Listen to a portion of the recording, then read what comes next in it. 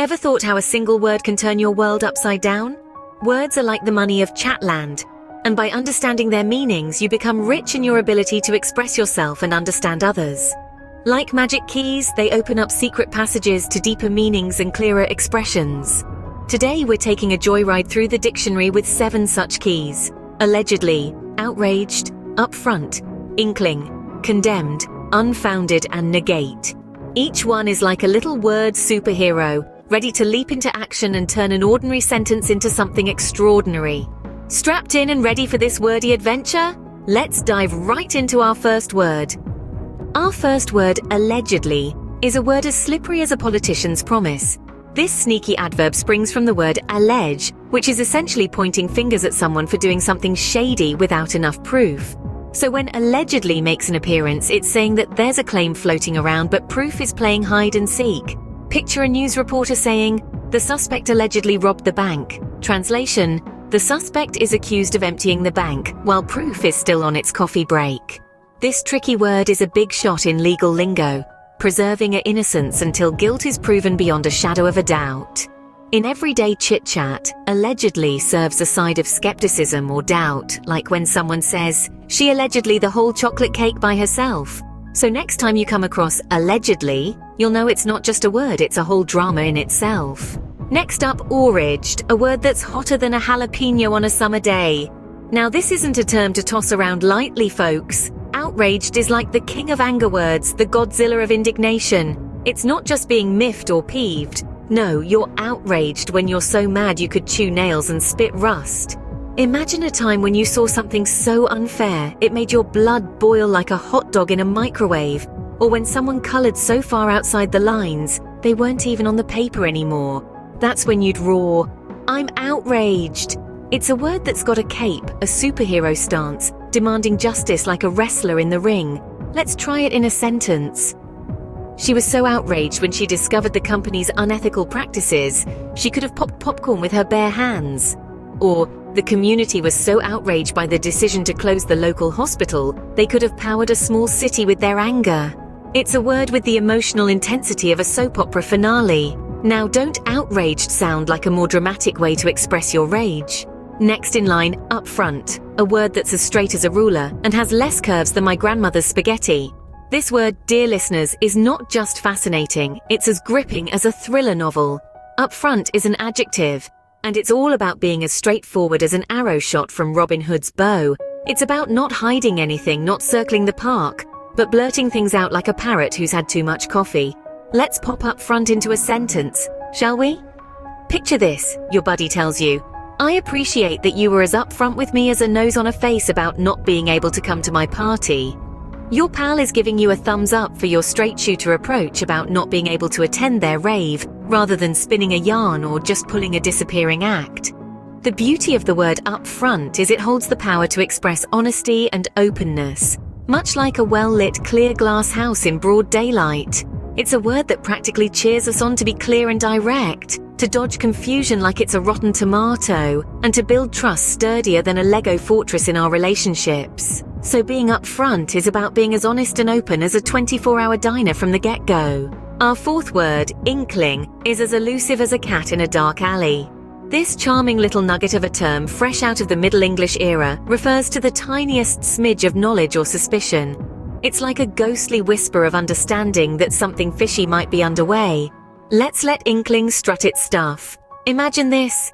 You're at a dinner party and you get an inkling that the hosts are about to pull a Beyoncé and drop a surprise engagement announcement. Or maybe you have an inkling that your favorite band might release a new album out of nowhere.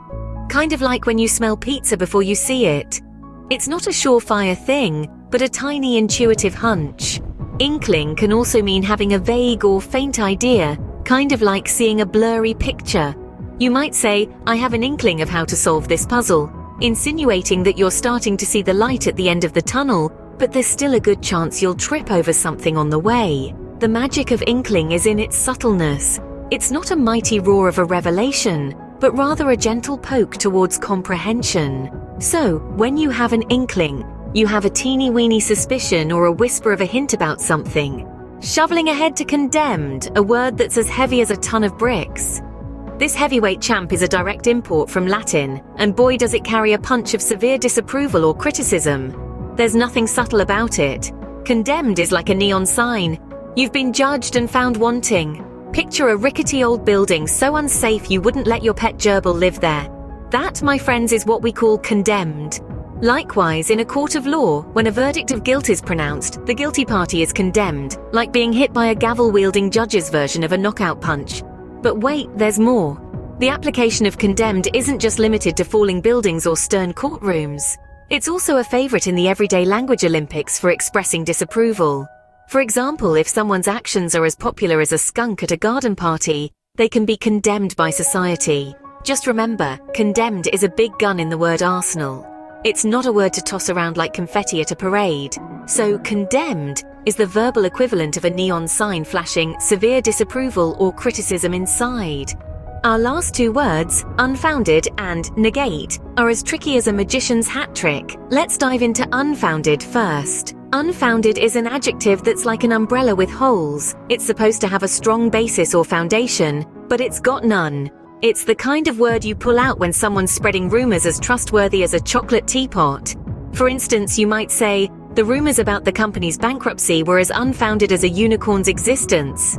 Then we have negate, a verb as dismissive as a cat ignoring its owner. It's taking a statement or theory and saying, nope, not happening, not on my watch. If you negate a statement, you're basically sending it to the same fantasy land where unfounded rumors come from. You could say, his later success did not negate the years of hardship he faced, or his later success didn't send his struggles to Neverland. Both these words, as different as cats and dogs, express disagreement or doubt. They're like two superheroes helping you navigate through the labyrinth of conversations and arguments. So remember, understanding these words is not just about learning two new charms for your vocabulary wand. It's about grasping their meanings, their nuances, and using them to cast spells in your daily conversations. So, unfounded is the fairy tale without a solid basis, and negate is the magic eraser wiping away validity. So, how are you feeling after this rollercoaster ride of words? We've bravely ventured into the jungle of allegedly, a term that basically plays hide and seek with the truth. Then we've wrestled with outraged, an expression of strong displeasure, like when your favorite TV show gets cancelled mid-season. We've tiptoed around up front, denoting frankness, something like wearing your heart or thoughts on your sleeve, and inkling, a hint or suspicion, like the feeling you get when you think you left the oven on. Then we tangoed with condemned, signifying strong disapproval, like your cat's judgmental stare when you're eating ice cream right from the tub. Lastly, we delved into unfounded, meaning baseless, like those weird but funny conspiracy theories you find on the internet, and negate, the ultimate party pooper, nullifying or invalidating all things fun. Remember, every word is a superhero in its own right. Use them wisely and you can turn your communication skills into your superpower.